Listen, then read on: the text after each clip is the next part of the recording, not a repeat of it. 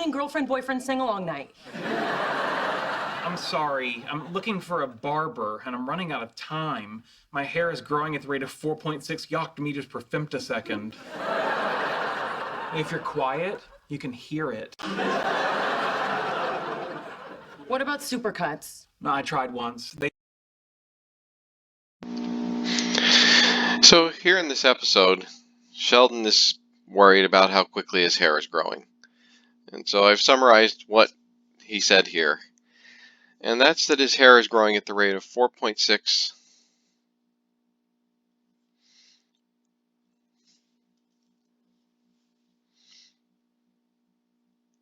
yacht meters per femtosecond. Now, these two prefixes are metric prefixes. They're not ones I expect you to know, so we can go and look those up. Once we do that, we find that the yacht prefix is 10 to the minus 24, and the femtosecond prefix is 10 to the minus 15. So knowing that mostly deals with the difficult parts of this question. And now we're just going to try and convert this number that's in these rather strange units to some numbers that are much, much more useful.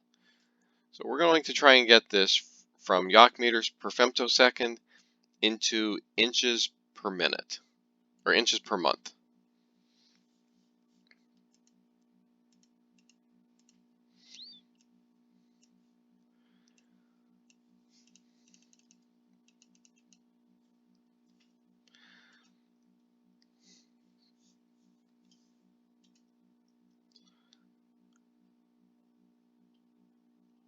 And so we can see that here.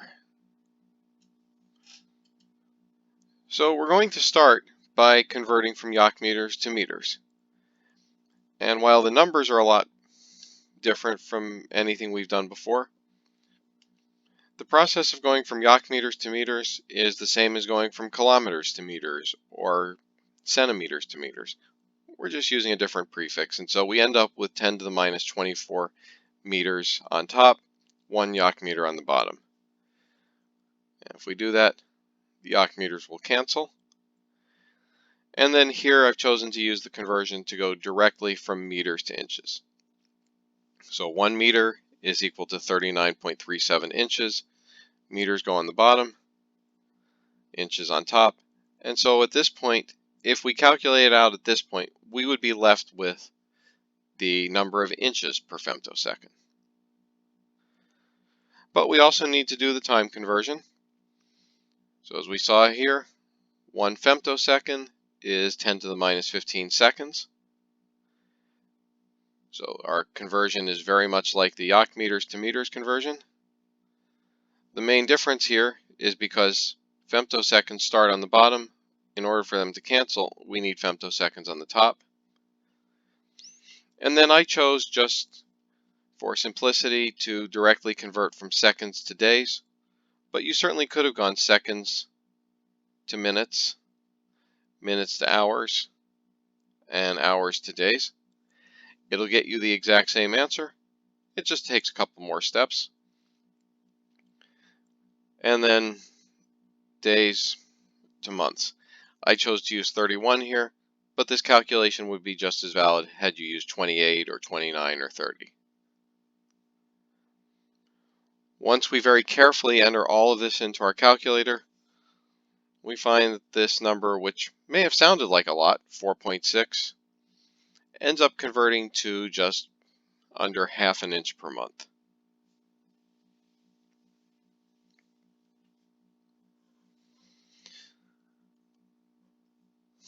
All right, so from here we just have a couple of other topics to sort of finish up as they relate to Chapter 1. Most of these are definitions, so we're going to go through these relatively quickly. But we're going to start out, and most of these definitions get into what matter is.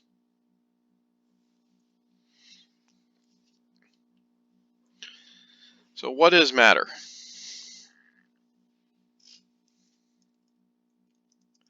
Matter is anything that occupies space and has mass. Now, when we talk about the terms within that definition, I want to focus specifically on mass, because we often interchangeably use mass with another term, and that's weight. And we want to be very careful about these because mass and weight are not equivalent. So mass is the definition of how much matter is contained in an object. And regardless of where you are, the mass of an object doesn't change because the same amount of matter is contained in that object. On the other hand, weight is how much an object is attracted to gravity. And so if we take the same object on Earth and we take it to the moon or to Mars or any other planet, its mass will always be the same, but its weight changes. So what is matter made up of? Well, in the simplest form, we have elements. And these are what we see on the periodic table. As of a couple of years ago, we added several new elements to the periodic table, and now the periodic table has a total of 118 elements. An element is the simplest type of substance that has unique chemical and physical properties. And then elements combine to form molecules. So a molecule is any case where we have two or more atoms that are now chemically bonded.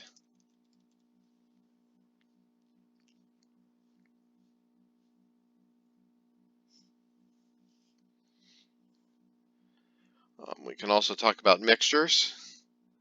Mixtures are two or more elements and or compounds mixed together. However, it's also important to note that when we're dealing with a mixture, that these are things that are not chemically bonded together.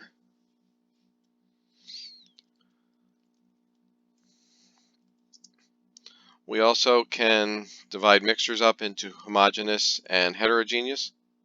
So homogeneous are mixtures that are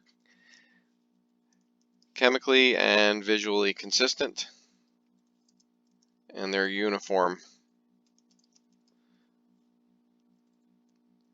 throughout.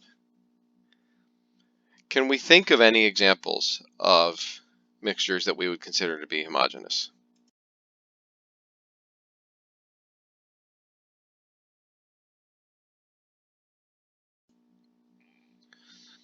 So these could be things as simple as salt and water. If we mix those together, we only see one substance. We don't see both of them. We could also think of air. Air is made up of nitrogen, oxygen, carbon dioxide, water, and many other substances, but it looks uniform throughout. This is as opposed to a heterogeneous mixture, which is non-uniform.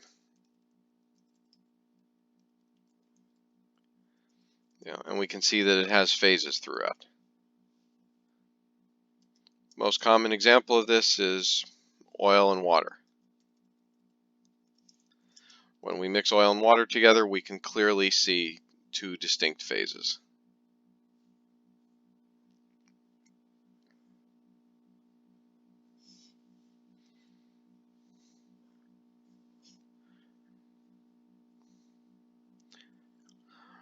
Finally, one other thing to say about properties, which are to look at what we call intensive properties and extensive properties.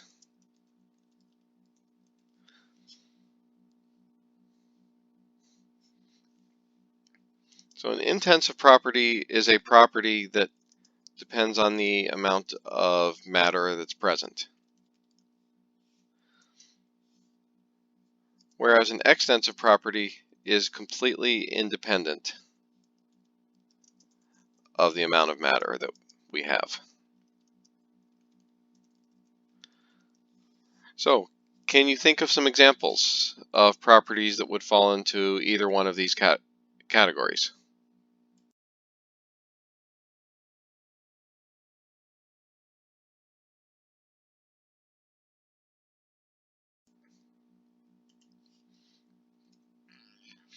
So examples of intensive properties might include things such as mass or volume. And an example of an extensive property could be something like the color, its melting point, density. In other words, the melting point of water is 0 degrees Celsius. Doesn't matter if we have a gram of it or 1,000 grams, the melting point is still 0 degrees Celsius. All right, so that brings us now to the end of chapter 1. And so I'm going to end this video here, but we will keep going in this lecture and at least get into the start of chapter 2.